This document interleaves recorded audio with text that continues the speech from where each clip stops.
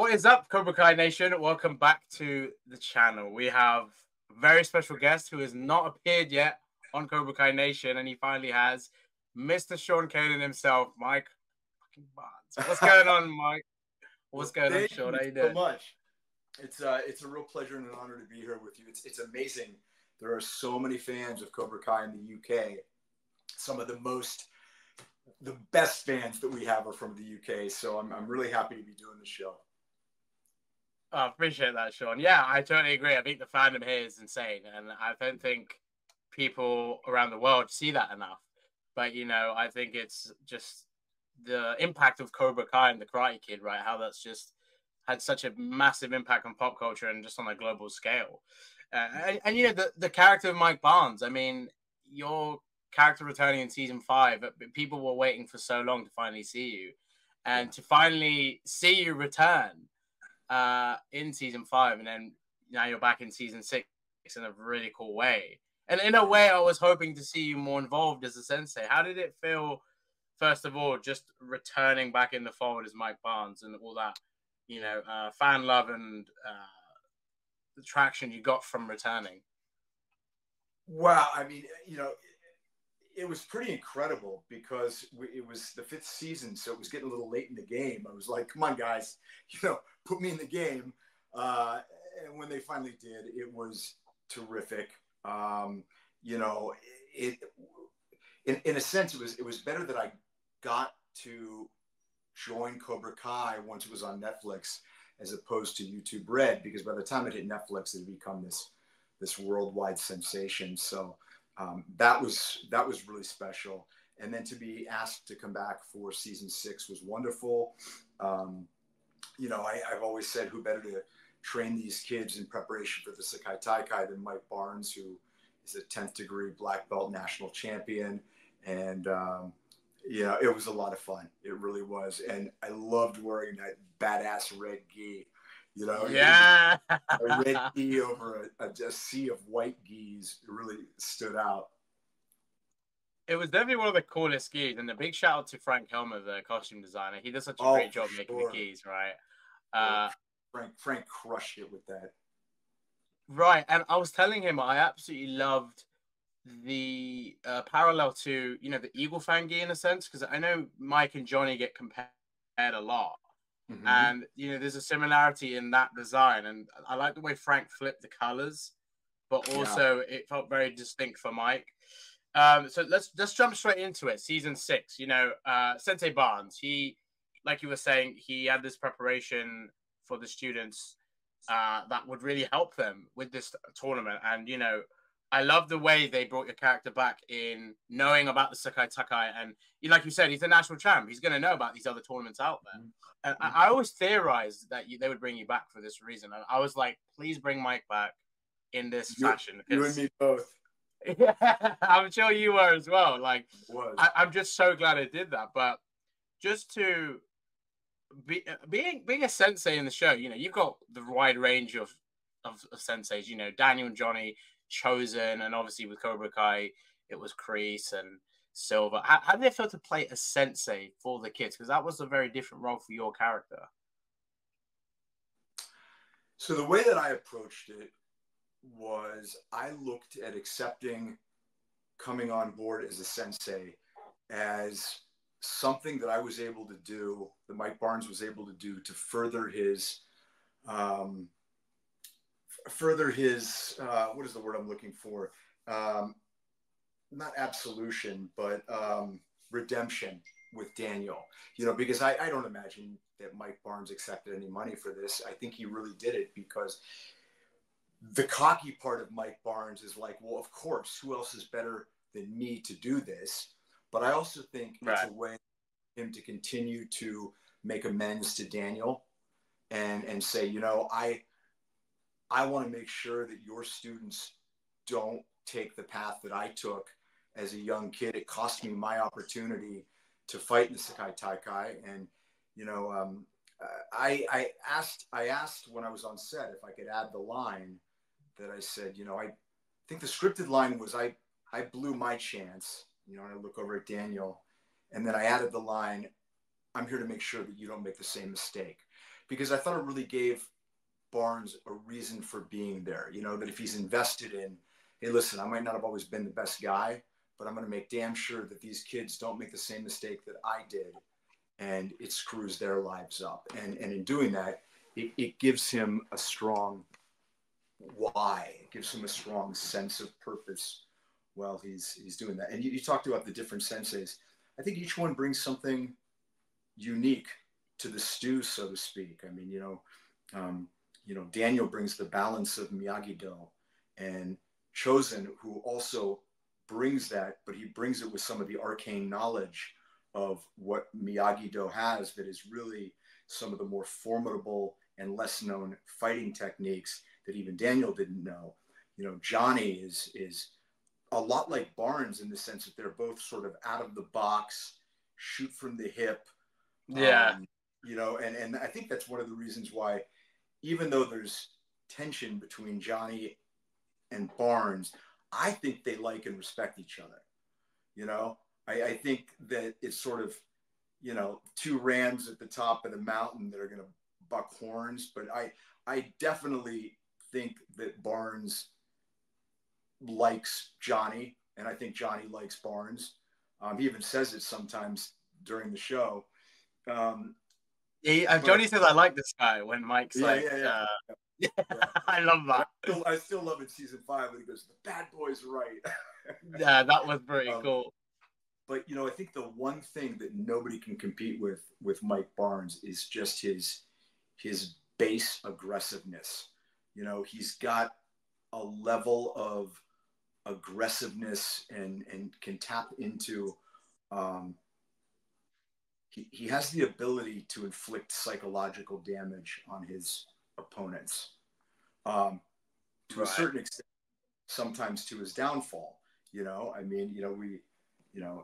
Had Mike Barnes fought Daniel straight up in Karate Kid 3, I think he would have won pretty easily. But it was the fact that Silver wanted him to inflict this psychological damage, specific pain, led to his downfall. And actually, if you think about the fight with Johnny, and this is taking nothing away from Johnny's character and his ability as a fighter and a sensei, but had Barnes not stopped to say, your karate is a joke, if he had gone in for the kill, I don't know if it would have ended differently. So, that's kind of his fatal flaw. But when that quality that he has is effectively and positively channeled, it's extremely effective. Right. I mean, that fight, Johnny and Barnes, that was like the one fight I was really looking forward to this season, because it's like, when you think of like all the fights and matchups we haven't seen, I'm like, okay, we got Chosen Silver in season 5, which is crazy enough. Right. And then, Mike, Johnny, and Chosen teaming up to face Silver and the Senseis. I mean, that was crazy enough. But Johnny and Barnes, like you said, the similarities. I understand you had shoulder surgery and you had this injury you had to overcome. So did you initially have like a different way of that fight, and how did they adapt that to your like shoulder issues? So, I mean, I was very open with both Billy and Don Lee, the fight choreographer, and I said, look, I've got the way the doctor described it is it was a full and massive tear of my supraspinatus. So what it means is that I'm not really able, or wasn't able to move my arm in one direction effectively. And so, long story short, we had to create a way for me basically to fight as a southpaw. So the majority of my fighting, my right side, and it was tough. I got through it, and I was pretty happy with how it came out. But when I came back to Los Angeles, my shoulder got a lot worse. I'm not saying it happened as a result of doing Cobra Kai, but I think the good Lord gave me all the strength that I needed to get through Cobra Kai. And then it was like, that's it. You got to get it done. And so I had the surgery about 10 days ago.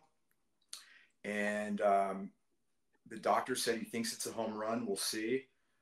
It's going to be a fairly long recovery period, but I'm optimistic. And, as soon as I'm able to do it, I'm gonna get right back into training again.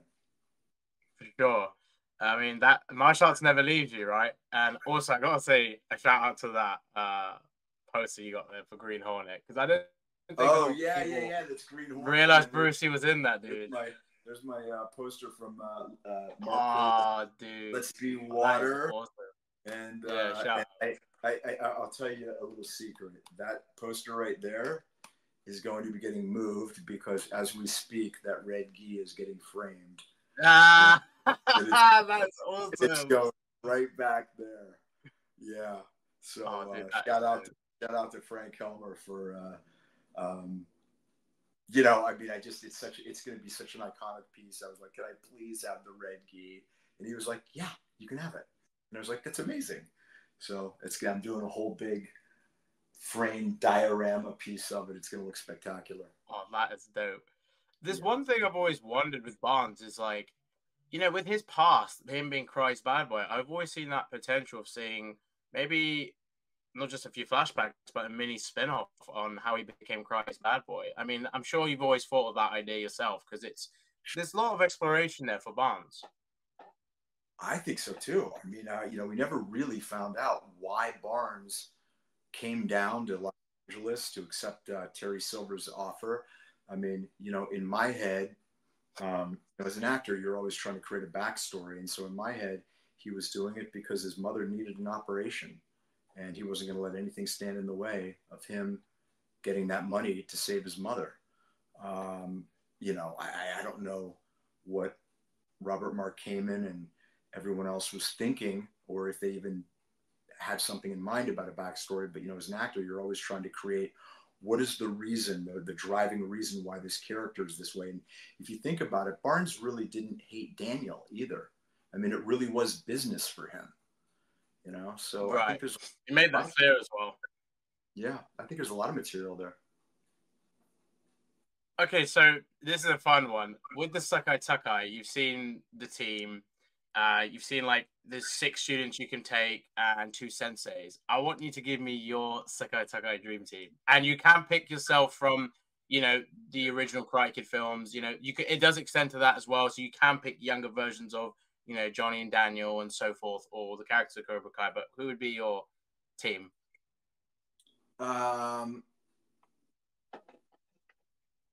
First off, I'd pick Bobby.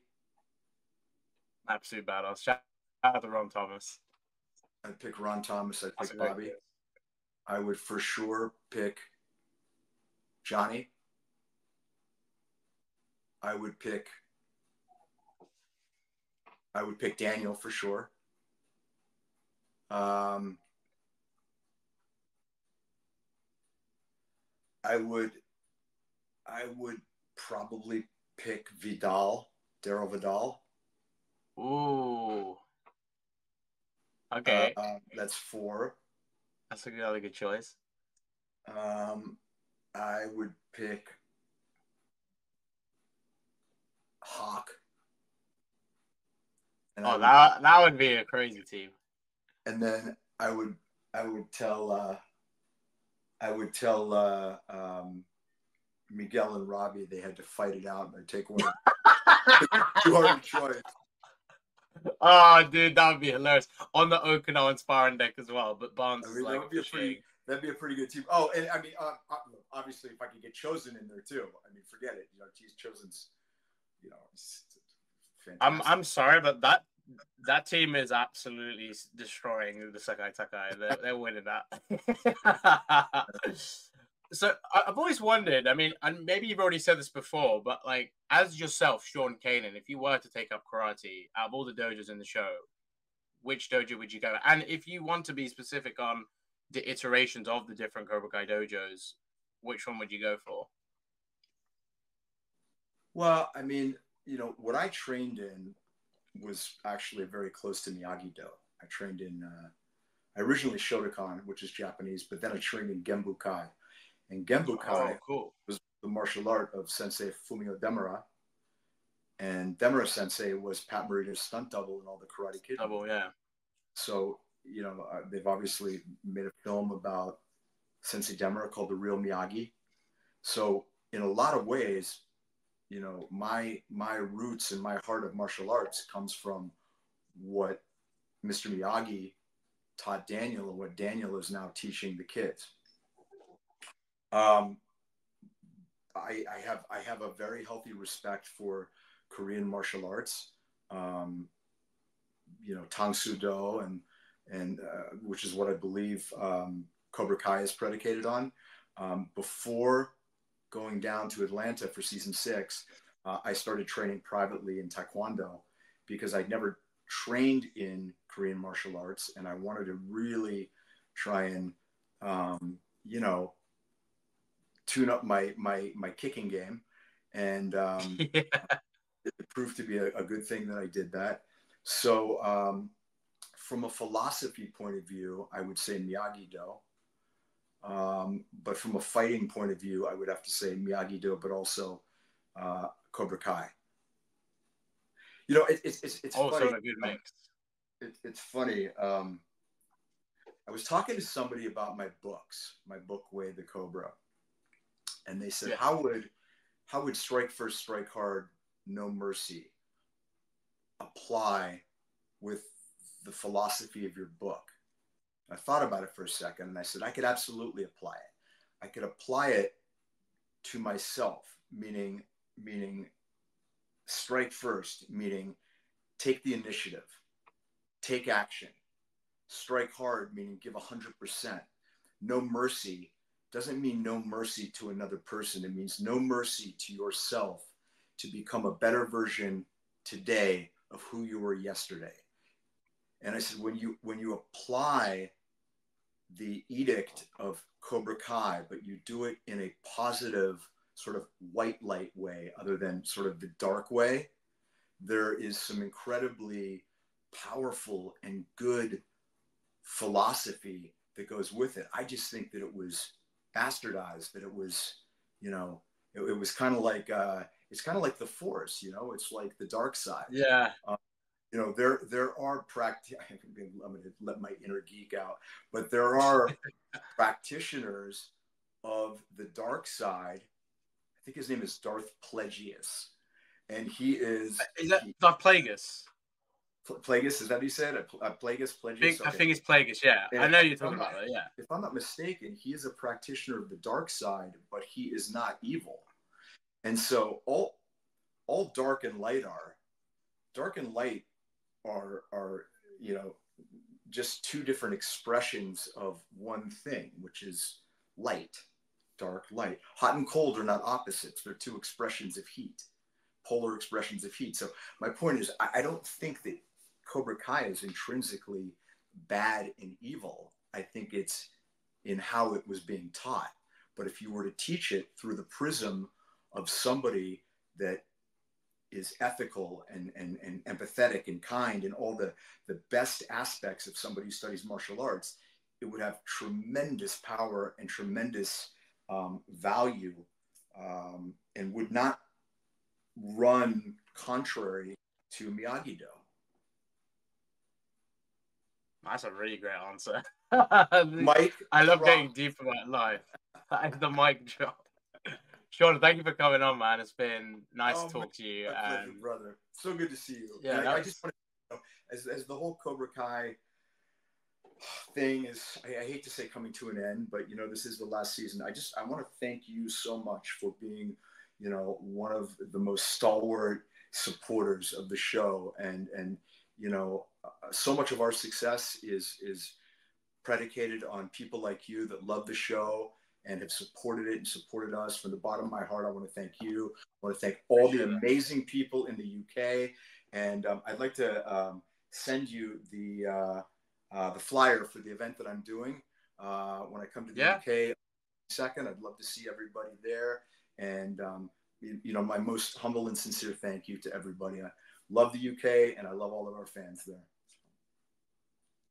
They can't wait to see. What's that date again for the event? Just so people are aware. It is September the 22nd, which I believe is a Monday. Okay, great. Yeah, and it'll be a seminar, right? Well, I'm gonna do a seminar, and then later that evening, I'm gonna do sort of an evening with, which is, you know, I'm gonna talk a lot about my books. It's a Q&A. We're gonna have photos, merchandise, just a really good time to get to know each other. So I look forward to everybody hopefully checking it out. It is on my Instagram. Awesome. All right, brother. You take care of yourself. All right. All the best. Appreciate it.